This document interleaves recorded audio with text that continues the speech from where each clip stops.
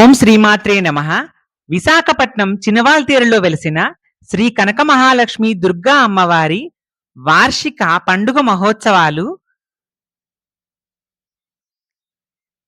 వార్షికోత్సవాల తేదీలను ఈ వీడియోలో తెలుసుకుందాము. స్వస్తి శ్రీ చాంద్రమాన శ్రీ పరాభవనామ సంవత్సర వైశాఖ మాసంలో మే 11వ తేదీ నుండి మే 19వ తేదీ వరకు ఈ ఉత్సవాలైతే జరుగుతాయి. ఈ ఈ ఉత్సవాలనేవి నీళ్లధారణ అనే కార్యక్రమంతో ప్రారంభమవుతాయి. ఏప్రిల్ 28వ తేదీ మంగళవారం ఉదయం చినవాల్తేరులో ఉన్న భక్తులందరూ వారి వారి ఇంటి నుంచి అమ్మవారికి చల్లదనం చేయడానికి బిందెల్లో, కుండల్లో నీళ్ళైతే తీసుకొని వస్తారు. ఆ రోజు గర్భగుడిలోకి భక్తులందరినీ అనుమతిస్తారు. వారు స్వయంగా తెచ్చిన నీటిని అమ్మవారికి అభిషేకంలాగా చేసి అమ్మవారి విగ్రహాన్ని తాకిన నీటిని కొద్దిగా మళ్ళీ ఇంటికి తీసుకెళ్తారు. దాన్నే ప్రసాదంగా భావిస్తారు. మే 10వ తేదీ ఆదివారం అమ్మవారి పండుగ చాటింపు జరుగుతుంది. డప్పు వాయిద్యం వాయిస్తూ వ్యక్తులు వచ్చి చెప్తారన్నమాట, అమ్మవారి పండుగ మొదలవుతోంది అని చెప్పి చెప్తారు. స్థానికుల నమ్మకం ఏంటంటే ఇలా ఒక్కసారి పండుగ చాటింపు జరిగిన తర్వాత ఆ గ్రామస్తులైతే పొలిమేర దాటి వెళ్లకుండా ఉండేవాళ్ళట. జాతర అలా పాటించేవాళ్ళు అనమాట. ఎందుకంటే అమ్మవారు ప్రతిరోజు రాత్రి గ్రామ సంచారం చేస్తుంది ఇలా పండుగ చాటింపు జరిగిన తర్వాత అని. అలాగే అమ్మవారికి రిప్రజెంటేటివ్ గా కొంతమంది ప్రతిరోజు రాత్రిపూట వచ్చి కూడా ప్రతి వీధి నుండి అన్నాన్ని సేకరిస్తారనమాట భిక్షలాగా. అది కూడా ఒక ఆచారం లాగా వస్తుంది. తర్వాత మే 11వ తేదీ సోమవారము అమ్మవారి పుట్ట బంగారం పండుగ జరుగుతుంది. ఈ పుట్ట బంగారం పండుగ గుడి వెనుక ఉన్న చెట్టు దగ్గర చేస్తారు. అక్కడ ప్రత్యేకంగా పూజలు చేసి అమ్మవారికి పండుగ చేయడానికి పర్మిషన్ అడిగినట్టు అమ్మవారు ఓకే అన్నట్టు ఒక కోడి ద్వారా ఆ అలాంటి మెసేజ్ వచ్చినట్టు భావిస్తారన్నమాట. ఆ కోడి గనక వాళ్ళు పెట్టిన నైవేద్యం ముడితే అమ్మవారు ఓకే అన్నట్టు పండుగ చేయమన్నట్టు భావిస్తారు.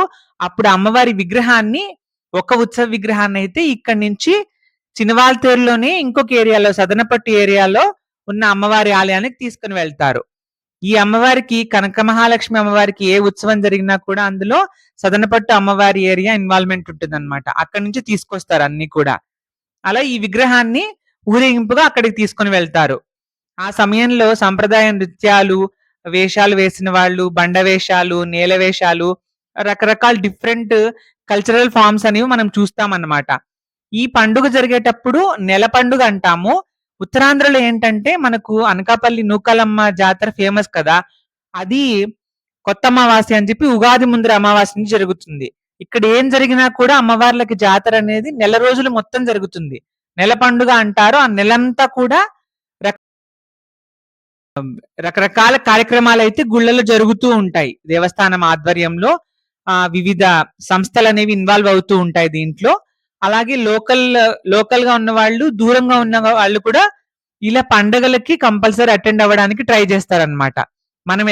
మనకి రాయలసీమలో జరుగుతాయి కదా గంగమ్మ జాతర గాని, తిరుపతి గంగమ్మ జాతర గాని, లక్రెడ్డిపల్లి అనంతపురం గంగమ్మ జాతర గాని జరిగినప్పుడు ఎక్కడెక్కడి నుంచో వస్తారు కదా. అలాగా పర్టికులర్ గా ఇప్పుడు చినవాల్తేరు ఏరియాలో జరిగితే చినవాల్తేరులో ఉన్న వాళ్ళు అందరు వస్తారనమాట. అలాగే పెదవాల్తేరులో కరకచెట్టు పొలమాంబ అమ్మవారికి జరిగితే ఆ ఏరియా వాళ్ళంతా, దూరంగా ఉన్న వాళ్ళు కూడా పండక్కి కంపల్సరీ అక్కడికి వస్తారు గుడికి.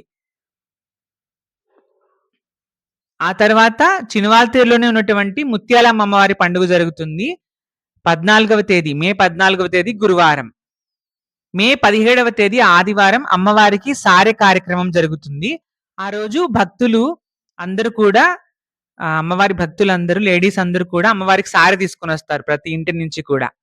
అలాగే 18వ తేదీ మే 18వ తేదీ సోమవారం అమ్మవారి తొలేళ్లు మహోత్సవం జరుగుతుంది. ఆ రోజు రాత్రంతా మేల్కొనే ఉంటాం.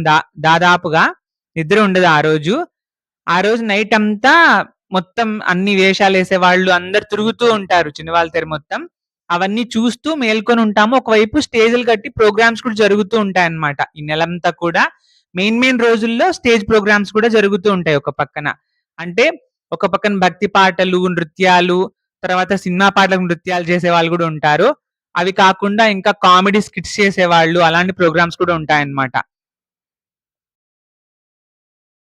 ఇంకా భవానీ దీక్ష తీసుకొని నిష్టగా ఉంటారో దేవీ నవరాత్రుల్లో, అలాగే ఈ నెల పండుగ జరిగే సమయంలో కూడా చాలా మంది భక్తులు అగ్ని వస్త్రం అంటే ఎర్రని వస్త్రాలు ధరించి నిష్టగా ఈ పండుగనైతే అమ్మవారికి చేస్తారు. ఈ తొలేళ్ళు మహోత్సవం రోజు రాత్రి అమ్మవారికి మరుసటి రోజు అనుపు మహోత్సవం అనేది చాలా ఇంపార్టెంట్ పండుగ. ఆ రోజుకు ఉదయమే అభిషేకం చేయడానికి ముందు రోజు రాత్రే కుండల్లో పంచామృతాలనేవి నింపుకొని భక్తులందరూ చినవాల్తేరు వీధుల్లో మొత్తం తిరుగుతూ ఊరేగింపుగా గుడికొస్తామన్నమాట. అలా రాత్రి అక్కడే ఉండేసి ఎప్పుడైతే మనకి 12 దాటుతుంది కదా! అప్పటినుంచి ఇంకా అభిషేకాలనేవి స్టార్ట్ అయిపోతాయి. అప్పుడు గూడా మనల్ని అలౌ చేస్తారు. అనుపు పండుగ ఉన్న రోజు గూడా అమ్మవారి గర్భగుడిలోకి మనల్ని అలౌ చేస్తారు. నీళ్ల ధారణ ఉన్న రోజు, అనుపు మహోత్సవం ఉన్న రోజు భక్తులందరినీ డైరెక్ట్‌గా గర్భగుడిలోకి అలౌ చేస్తారన్నమాట ఆ టైమింగ్స్‌లో. అలా అభిషేకం జరుగుతుంది. ఆ తర్వాత అలంకారం జరిగినంత వరకు అక్కడే ఉండి అమ్మవారి దర్శనం చేసుకొని తర్వాత వచ్చేస్తారనమాట. ఈ అనుపు పండగ అనేది మే 19వ తేదీ మంగళవారం జరుగుతుంది. ప్రతి మంగళవారం స్పెషల్ గానే ఉంటుందన్నమాట. స్టార్టింగ్ మొదలైన తర్వాత 4 మంగళవారాలు నిలధారణ తర్వాత వచ్చే ప్రతి మంగళవారం కూడా స్పెషల్ గా ఉంటుందన్నమాట సెలబ్రేషన్. మే 24వ తేదీ ఆదివారం అన్నప్రసాదం ఉంటుంది. మే 26వ తేదీ మంగళవారం అమ్మవారి మారువారం పండుగ జరుగుతుంది. మారువారం అంటే ఇంకా లాస్ట్ అన్నమాట. ఆ రోజుకి ఇంకా ఏ అమ్మవారి ఉత్సవ విగ్రహాన్ని అయితే తీసుకొని వెళ్లారో అక్కడి నుంచి ఆ అమ్మవారికి సదనపట్టులో పూజలు చేశారు కదా! అక్కడి నుంచి అన్ని తీసుకొని వస్తుంటారు ఊరేగింపుకి. ప్రతి కార్యక్రమానికి కూడా. ఇక మారువారం పండుగతో అమ్మవారికి ఈ పూజ కంప్లీట్ అయింది. ఈ ఉత్సవం కంప్లీట్ అయిందని అప్పజెప్పేసినట్టు అన్నమాట. మారువారం పండక్కి. అది కూడా అనుపు పండుగ చేసినంత గ్రాండ్‌గా చేస్తారు. ఈ సంవత్సరం అయితే పండుగ వైటీసీసీ క్లబ్ ఆధ్వర్యంలో జరుగుతుందని ఆహ్వాన పత్రికలో ఉంది. మీరు గనక చిన్నవాల్తేరులో ఉంటే కంపల్సరీ ఈ ఫెస్టివల్ టైంలో అమ్మవారి దర్శనం చేసుకొని అమ్మవారి కృపకు పాత్రులు కండి. ఓం శ్రీమాత్రే నమః.